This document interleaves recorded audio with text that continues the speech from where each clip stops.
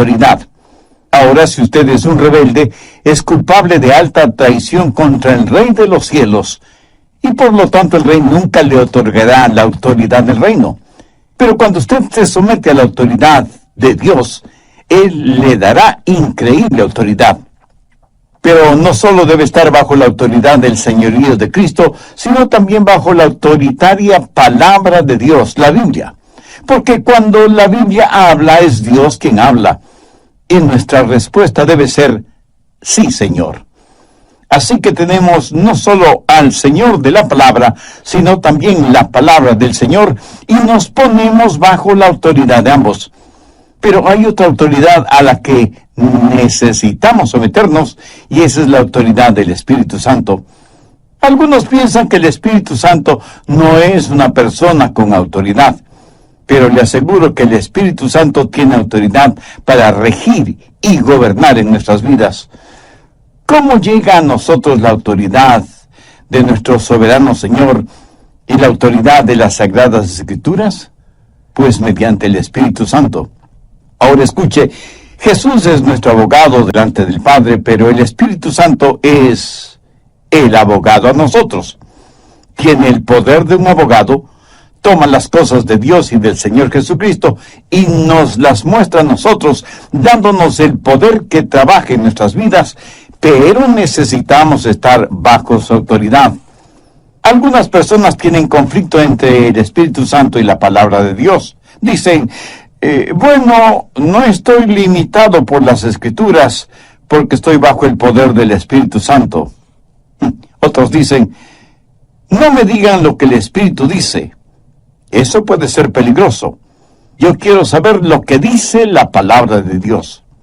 Bueno, eso es un conflicto artificial porque fue el Espíritu Santo quien escribió las Escrituras y es Él quien las interpreta.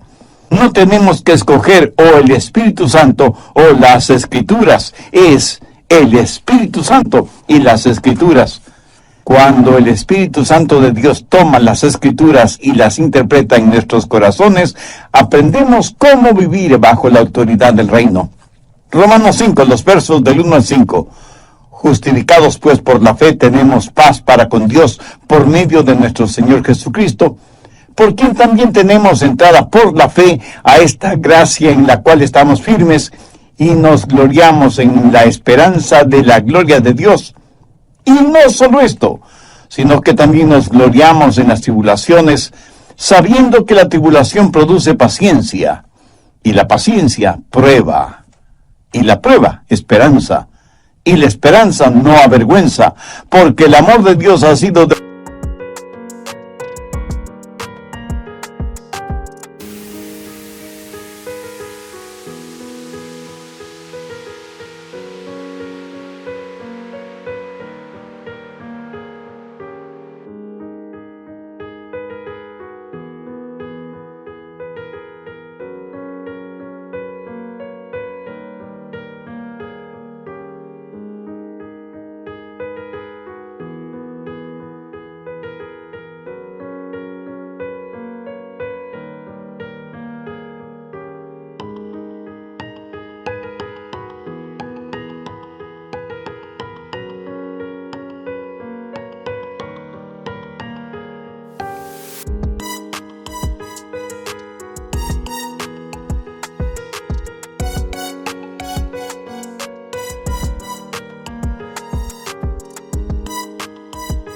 derramado en nuestros corazones por el Espíritu Santo que nos fue dado. Quiero que note bien la última parte del verso 5, porque el amor de Dios ha sido derramado en nuestros corazones por el Espíritu Santo que nos fue dado. Significa que es el Espíritu Santo que toma las cosas de Dios para dárnoslas. Una de esas cosas es el amor de Dios demostrado en el Calvario. Ahora demos un pequeño salto hasta el verso 17. Pues si por la transgresión de un solo reinó la muerte, mucho más reinarán en vida por uno solo, Jesucristo, los que reciben la abundancia de la gracia y del don de la justicia. Hay 4 palabras muy importantes en este verso. La primera es uno, la segunda es reinar, la tercera, mucho, y la cuarta es más. Las palabras 3 y 4 van juntas, mucho más. Varias veces en los primeros versos del capítulo 5 se hace referencia a la palabra uno y sus derivados. Por ejemplo, el verso 12 dice, como el pecado entró en el mundo por un hombre. Verso 15, por la transgresión de aquel uno murieron muchos. Verso 16, a causa de un solo pecado para condenación. Verso 17, si por la transgresión de uno solo reinó la muerte, mucho más reinarán en vida por uno solo, Jesucristo. Verso 18, como por la transgresión de uno vino la condenación, por la justicia de uno vino a todos los hombres la justificación. Verso 19, por la obediencia de uno, los muchos serán constituidos justos. En cuanto a la palabra reinar, verso 14, no obstante reinó la muerte. Verso 17, si por la transgresión de uno solo reinó la muerte, mucho más reinarán en vida por uno solo. Verso 21, así como el pecado reinó para muerte, así también la gracia reine para vida eterna. El reinar significa gobernar, tener autoridad. Así que las dos palabras claves hasta este momento son uno y reinar. Veamos ahora esas dos palabras, mucho más, verso 9, pero mucho más estando ya justificados en su sangre. Verso 10, mucho más estando reconciliados. Verso 15, abundaron mucho más para los hombres la gracia. Verso 17, mucho más reinarán en la vida. Y verso 20, mas cuando el pecado abundó, sobreabundó la gracia. Ahora, ¿qué significa todo esto? Pablo está diciendo que hay dos reinos, el reino de la luz y el de la oscuridad. Hay el reino de Dios y el reino del diablo, el reino de la vida y el reino de la muerte. Y que hay dos hombres asociados con cada reino, Adán y Jesús, y que cada uno de nosotros pertenecemos a uno de esos reinos, al de Adán y el reino de la muerte, o al de Cristo y el reino de la vida. Y nos guste o no reconocerlo, pertenecemos a uno de esos reinos. Veamos nuevamente el verso 17. Pues si por la transgresión de uno solo reinó la muerte, mucho más reinarán en vida por uno solo, Jesucristo, los que reciben la abundancia de la gracia y del don de la justicia. Ahora, cuando usted sale del reino de Adán y viene a Jesús, usted tendrá más en Jesús que lo que perdió en Adán. Esa es la razón por la que Pablo enfatiza la frase mucho más. Y alguien a lo mejor me pregunte, pastor, ¿qué es lo que perdimos en Adán y qué es lo que ganamos en Cristo? ¿Qué debemos hacer al respecto? Bien, primero, ¿qué perdimos en Adán? Veamos el verso 19. Porque así como por la desobediencia de un hombre los muchos fueron constituidos pecadores, así también por la obediencia de uno los muchos serán constituidos justos. ¿Quién desobedeció? Adán. ¿Quién es el que obedeció? Jesús. ¿Qué es lo que recibimos de Adán? Recuerde que Adán representa toda la raza humana.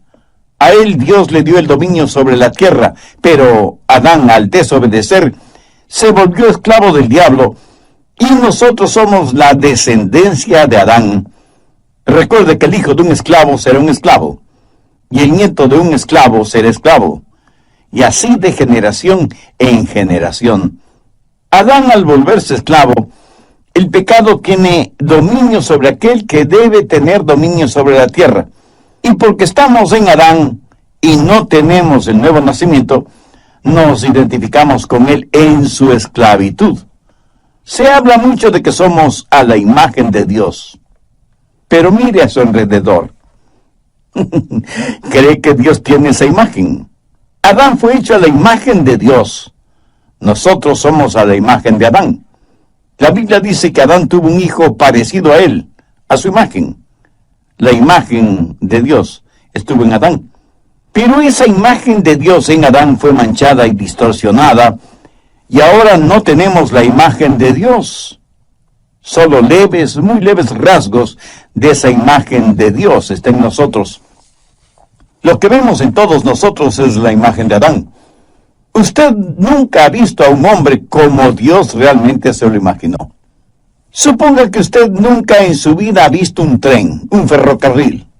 Cuando vivíamos en Key West, en la Florida, yo le pregunté a un muchachito si alguna vez había visto un tren. Me dijo que no. Ahora, suponga que yo llevo a ese niño a un lugar en donde hubo un tremendo choque de trenes y todo lo que quedó de esos trenes fueron hierros retorcidos, fundidos, maderas reducidas a cenizas, las locomotoras totalmente destrozadas y las rieles del tren retorcidas. Y le digo a ese niño, hijo, ese es un tren. Pregunto, ¿le enseñé en verdad un tren? De ninguna manera. Lo que le enseñé fue los restos de lo que una vez fue un tren. Escoja un hombre, cualquier hombre. Lo que ve es en realidad un hombre. No. Lo que ve son los escombros de un hombre. Y usted no podrá verlo como hombre total, sino hasta la resurrección, cuando, si es un hijo de Dios, será hecho a la imagen de Cristo. Y hasta cuando usted no entienda lo que se supone debe ser un hombre, no entenderá lo que se supone debe ser una mujer. Y solo entonces entenderá lo que significa el ser a la imagen de Dios. Pero por ahora hemos heredado algo de Adán. Y hemos perdido algo en Adán. ¿Qué hemos perdido en Adán? Veamos el verso 6. Porque Cristo, cuando aún éramos débiles, a su tiempo murió por los impíos. O sea, de Adán heredamos debilidad en vez de fortaleza. Y aquí se habla de debilidad espiritual. Dios le dio a Adán la autoridad para que fuera lo que Dios quería que fuera. Pero Adán perdió ese poder, esa autoridad. Y Dios quiere que usted tenga esa autoridad para que sea lo que Dios quiere que usted sea. Por favor, recuerde que no estamos hablando de poder financiero, ni de fortaleza física, ni de profundos conocimientos intelectuales y gran fortaleza emocional. Usted puede pensar que tiene el poder para hacer lo que quiere hacer, pero no tiene el poder para hacer lo que debe hacer. De Adán ganamos debilidad en vez de fortaleza, y ganamos impiedad en vez de piedad. A su tiempo Cristo murió por los impíos. Ahora el ser impío no significa ser vil. Sencillamente significa no ser como Dios. No significa que usted es un asesino, un violador, sino que usted desconoce lo que es la piedad, la bondad. ¿Sabe cuál es el problema con muchos de nosotros? Que nosotros mismos nos medimos, nos valoramos. En Proverbios 26:12 leemos, «Has visto hombre sabio en su propia opinión, más esperanza hay del necio que de él». Pero, ¿qué es lo que hacemos? Nos miramos a nosotros mismos y tenemos nuestros propios estándares. Y eso, de acuerdo a la palabra de Dios, no es sabio. ¿Ha notado que casi nunca nos comparamos con alguien que es mejor que nosotros? ¿Por qué? Porque saldríamos perdiendo. Pero nos comparamos con alguien inferior a nosotros. ¿Por qué? Porque siempre saldremos ganando. ¿Ha escuchado la frase, yo soy tan bueno como sutano mengano? Pero nadie es lo suficientemente honesto y valiente para decir, yo soy tan malo como sutano o mengano. Lo que el hombre hace a veces es compararse con otros que sabe son más malos que él. Y estirándose con satisfacción dice, soy una persona buena. Pero el estándar es el que Dios tiene para nosotros, no el que nosotros mismos nos imponemos. ¿Sabe usted lo que es el pecado? Busque Romanos 3:23, por cuanto todos pecaron y están destituidos de la gloria de Dios. ¿Sabe lo que es el pecado? Es la diferencia entre usted y la gloria de Dios. La Biblia claramente dice que somos malos cuando deberíamos ser a la imagen de Dios. ¿Qué más hemos recibido de Adán? Veamos Romanos 5, los versos 7 y 8. Ciertamente, Apenas morirá alguno por un justo. Con todo, pudiera ser que alguno osara morir por el bueno. Mas Dios muestra su amor para con nosotros en que siendo aún pecadores, Cristo murió por nosotros. ¿Sabe cuál es el estándar de Dios para usted y para mí? Absoluta perfección. ¿Hay alguien entre nuestros oyentes que se crea perfecto? Bueno, tenga cuidado cómo contesta, porque eso sería la primera muestra de imperfección. La Biblia dice que el pecado es la transgresión de la ley. Si alguna vez usted ha roto una de las leyes de Dios, usted es un pecador, aunque usted no lo piense así, porque no ha roto todas las leyes de Dios. Cuando un policía le detiene por una violación de tráfico, ¿cree que le servirá de algo que le diga al policía todas las otras leyes de tránsito que no ha quebrantado? El apóstol Santiago dice, porque cualquiera que guardare toda la ley, pero ofendiere en un punto, se hace culpable de todos. ¿Me dice que no entiende esto? Bien, solo suponga que usted está suspendido sobre un ardiente fuego y se sostiene con una cadena de 10 eslabones. ¿Cuántos eslabones de esa cadena deben romperse antes de que usted caiga en el fuego? Solo uno. Solo uno. Es pues el pecado, la transgresión, la violación, el quebrantamiento de la ley de Dios. Pero pecado no es solo hacer lo que no debe hacer, sino dejar de hacer lo que sí debe hacer. El apóstol Santiago lo dice muy claramente, al que sabe hacer lo bueno y no lo hace, le es pecado. ¿Hace usted siempre lo que piensa que debe hacer? Dios no solo nos encuentra culpables porque lo que hacemos es incorrecto, sino también cuando fracasamos en hacer aquello que es bueno. O sea, somos culpables no solo por los pecados de comisión, sino también por los pecados de omisión. Pero también somos pecadores cuando no creemos en Dios, cuando no tenemos fe. Mire lo que dice Romanos 14:23. Todo lo que no proviene de fe es pecado. Me dice que usted tiene perfecta fe y que nunca ha dudado de Dios, que nunca ha hecho nada sobre lo que tiene dudas. Escuche nuevamente lo que dice la Biblia. Todo lo que no proviene de fe es pecado. Tener fe en el Señor Jesucristo es el requisito divino para ser salvo. ¿Y usted en quién tiene depositada su fe? La incredulidad es el más grande de todos los pecados, que le condenará y mandará su alma al infierno. No hay pecado peor que el apuntar el revólver de la incredulidad hacia la cruz y disparar. Pero la Biblia enseña algo más sobre el pecado, y quiero que me oiga con mucha atención. La palabra de Dios enseña que la bondad humana es un pecado. Por favor, no comience a tirarme piedras espirituales hasta que no termine de explicar este punto. ¿De acuerdo? Busque Proverbios 21:4. Altivez de ojos y orgullo de corazón y pensamiento de impíos son pecado. ¿Qué quiere decir esto? Quiere decir que cuando un hombre con arrogancia pone el arado en la buena tierra de Dios, cuando toma la semilla que germinará, porque hay un milagro encerrado en cada semilla, y la pone en la tierra, y de esa pequeña semilla surge la vida, y el sembrador depende de la lluvia de Dios para que las semillas germinen, y sin embargo en su arrogancia y orgullo nunca da gracias a Dios, de quien proviene toda dádiva perfecta. Eso es altivez de ojos y orgullo de corazón y pensamiento de impíos. ¿Son pecado? Todo lo que un hombre no salvo hace sin Dios es pecado y contamina todo cuanto toca.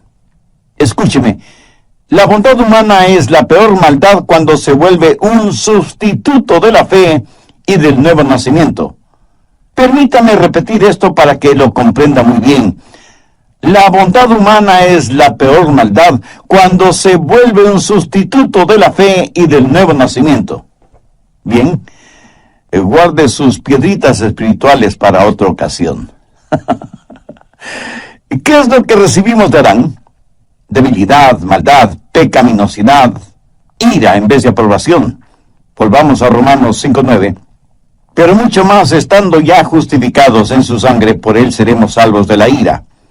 La última parte de este versículo hace referencia a la ira de Dios. Eso es algo que en nuestro mundo actual ya no se escucha. Pero existe la ira de Dios. Y la ira de Dios significa condenación. La gente tiene varias ideas de lo que les sucederá a los pecadores muertos en Adán. Pero la Biblia dice que en Adán todos mueren. La Biblia no enseña la reencarnación, ni que hay otras oportunidades de salvación después de la muerte. Tampoco enseña el aniquilamiento, o sea que usted cuando muere simplemente se desintegra. Y ahí termina todo.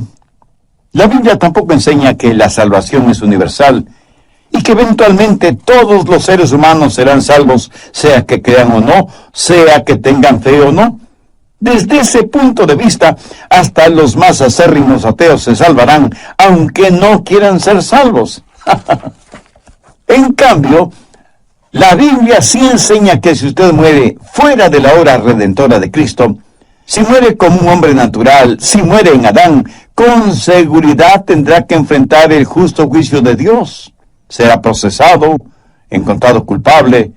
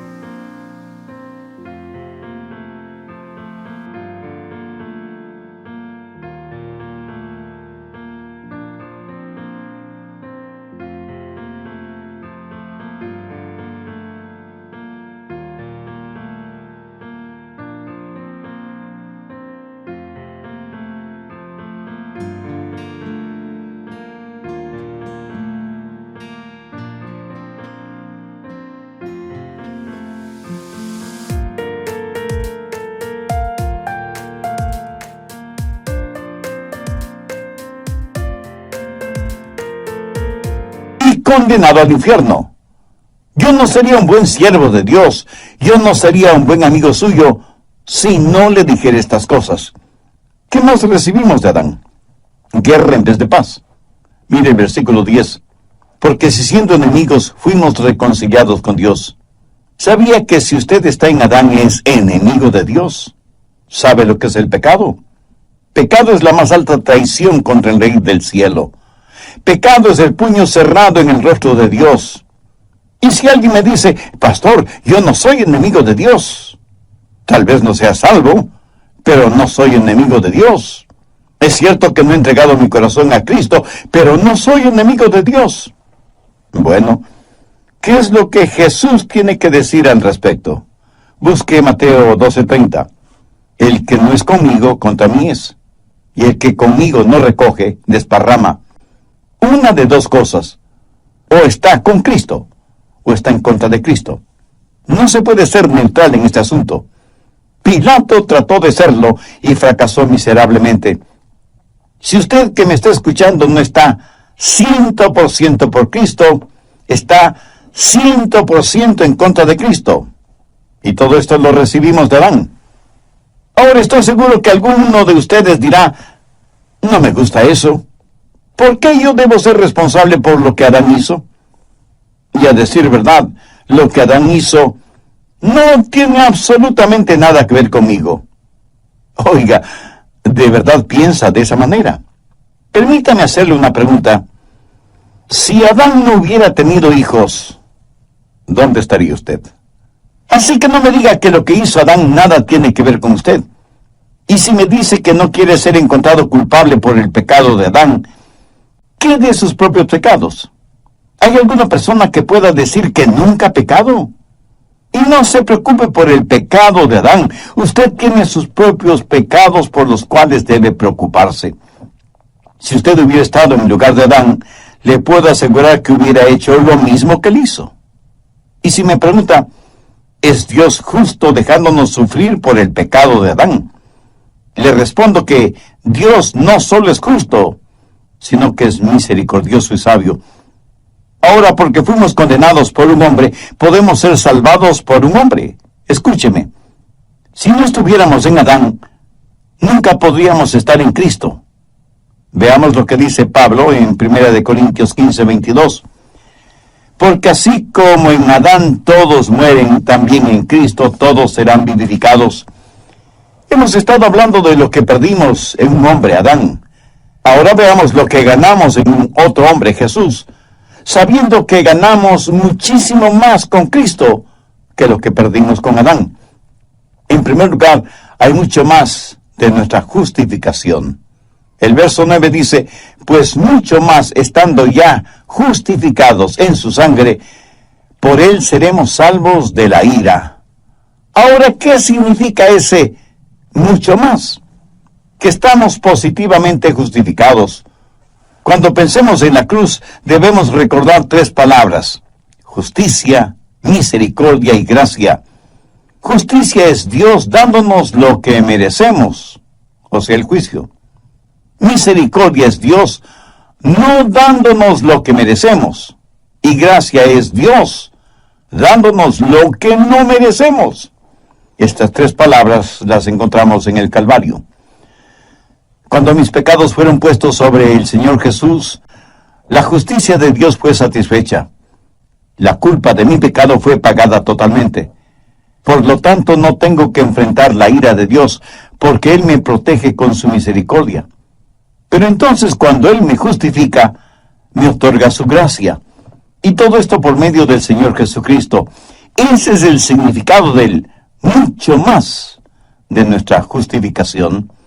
Ahora veamos el mucho más de nuestra reconciliación. En el verso 10, porque si siendo enemigos fuimos reconciliados con Dios por la muerte de su Hijo, mucho más, estando reconciliados, seremos salvos por su vida.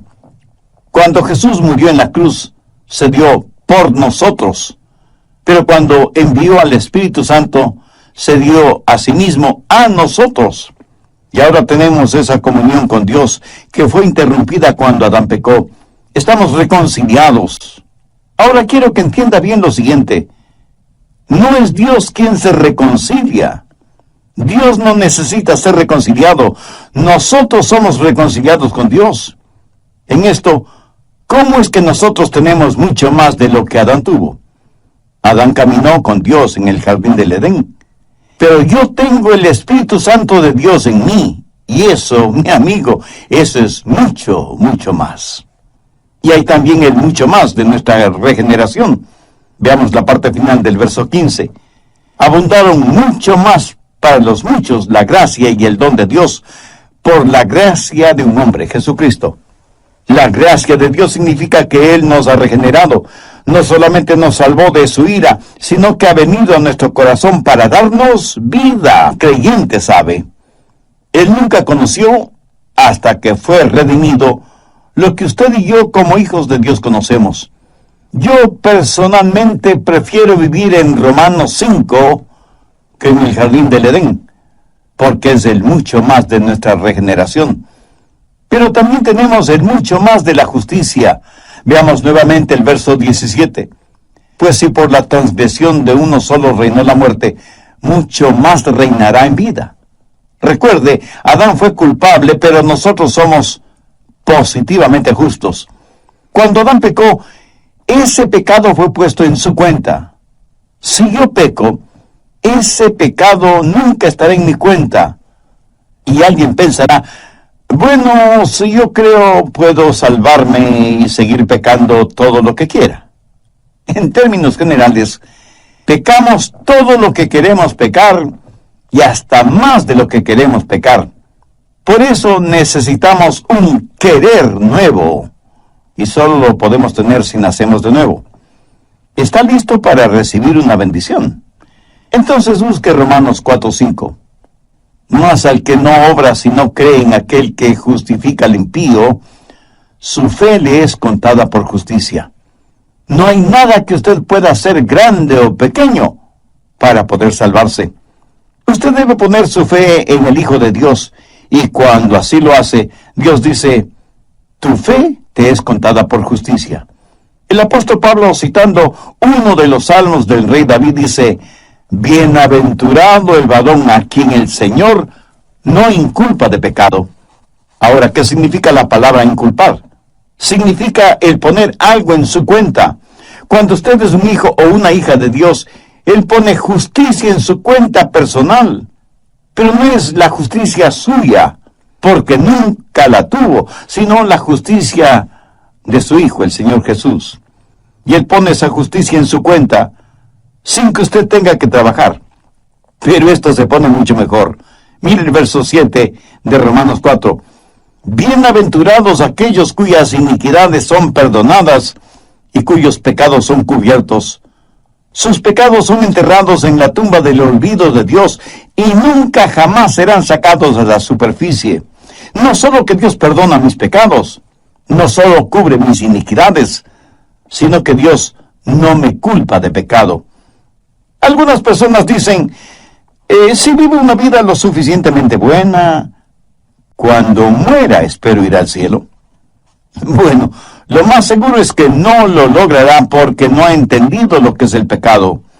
Yo no confiaría en los más excelentes 15 minutos de mi vida para ser salvo. Por eso me aferro a la promesa, bienaventurado el varón a quien el Señor no inculpa de pecado. Adán fue inculpado de pecado, pero usted, si es hijo de Dios, no podrá ser inculpado de pecado. Siempre tendremos mucho más, muchísimo más en el Señor Jesucristo que lo que perdimos en Adán. Pero aún hay algo más, y lo encontramos en Romanos 5, los versos 20 y 21. Pero la ley se introdujo para que el pecado abundase, mas cuando el pecado abundó, sobreabundó la gracia, para que así como el pecado reinó para muerte, así también la gracia reine por la justicia para vida eterna mediante Jesucristo, Señor nuestro. Ese es el mucho más de nuestro reino. Adán tuvo un reino terrenal. Nosotros tenemos un reino celestial. En Jesús hemos ganado lo que jamás nos hubiéramos imaginado ganar, lo que nunca hubiéramos podido ganar por nosotros mismos. Adán perdió su autoridad y el dominio que Dios le dio en el jardín del Edén. Adán se lo entregó voluntariamente a Satanás. Jesús vino a esta tierra, sufrió, padeció y murió sobre una cruz. Por la desobediencia de un hombre, Adán, toda la raza humana fue hecha pecadora. Por la obediencia de otro hombre, Jesús, muchos seres humanos son hechos justicia de Dios. ¿Qué clase de obediencia mostró Jesús? La obediencia que le llevó a la cruz. Él pagó la deuda que el pecado de Adán merecía. Él nos compró con su propia sangre. Nos sacó de nuestra bancarrota espiritual, moral y religiosa. Lo que se perdió por un hombre fue recobrado por otro hombre. Fue legalmente perdido y legalmente fue recobrado para ser entregado a nosotros. Y recibimos en Cristo mucho más de lo que perdimos en Adán. En Adán todos mueren. En Cristo todos serán vivificados. Quiero que se imagine usted yendo en un automóvil. Al intentar cruzar sobre los rieles del ferrocarril, el carro se detiene. Usted es el pasajero y otra persona va manejando. Y escuchan el pito del tren. Significa que una poderosa locomotora se acerca. Usted goza de buena salud, es fuerte y atlético. Afloja el cinturón de seguridad y se apresta a abrir la puerta del automóvil. Ese instante usted tiene que hacer una decisión. Puede quedarse en el carro y morir con toda seguridad, o abrir la puerta, saltar del carro y vivir. Ahora, suponga que usted dice, no voy a tomar ninguna decisión. Entonces morirá, porque no tomar una decisión es en sí misma una decisión. Ahora escúcheme, está en Adán y no tuvo que decidir acerca de eso. Es de la descendencia de Adán, y en Adán todos mueren. ¿Sabe cuál es la decisión que debe tomar ahora? Debe decidir por Cristo. Pero esa es su decisión. Y si no toma la decisión correcta, está decidiendo morir. Usted ya está bajo condenación de muerte. Usted ya está en Adán. Y lo que debe hacer, y Dios me ha permitido que se lo diga por medio de este programa, es hacer una decisión por Cristo. Cuando usted toma la decisión por Cristo, está decidiendo por la vida abundante y eterna. Y recuerde que en relación con Cristo, nadie puede ser neutral. Jesús dijo, el que no es conmigo, contra mí es, y el que conmigo no recoge, desparrama. Si usted desea hacer una decisión por Cristo, la puede hacer ahora mismo. Le voy a guiar en una pequeña oración para que usted la diga con sus propias palabras. Recuerde que orar es conversar con Dios. Si quiere puede orar en voz alta o en voz baja, o silenciosamente si lo prefiere. A Dios no le impresionamos ni por el volumen de nuestra voz, ni por el dominio gramatical del idioma. Sencillamente diga, querido Dios, me acerco a ti, reconociéndome pecador y perdido, necesitado de tu perdón y guía. No vengo en busca de tu juicio, sino de tu gracia.